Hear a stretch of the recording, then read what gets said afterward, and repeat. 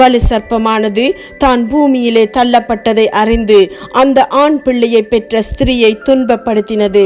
ஸ்திரியானவள் அந்த பாம்பின் முகத்திற்கு விலகி ஒரு காலங்களும் அரை காலமுமாக போஷிக்கப்படத்தக்கதாய் வனாந்தரத்தில் உள்ள தன் இடத்திற்கு பறந்து போகும்படி பெருங்கழுகின் 2 சிறகுகள் அவளுக்கு கொடுக்கப்பட்டது.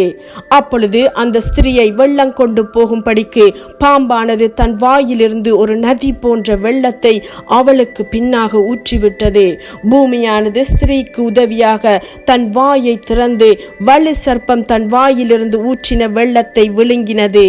அப்பொழுது வலு சர்ப்பமானது ஸ்திரீயின் மேல் கோபம் கொண்டு தேவனுடைய கற்பனைகளை கை கொள்ளுகிறவர்களும் இயேசு கிறிஸ்துவை குறித்து சாட்சியை உடையவர்களுமாகிய அவளுடைய சந்ததியான மற்றவர்களுடனே யுத்தம் பண்ண போயிற்று.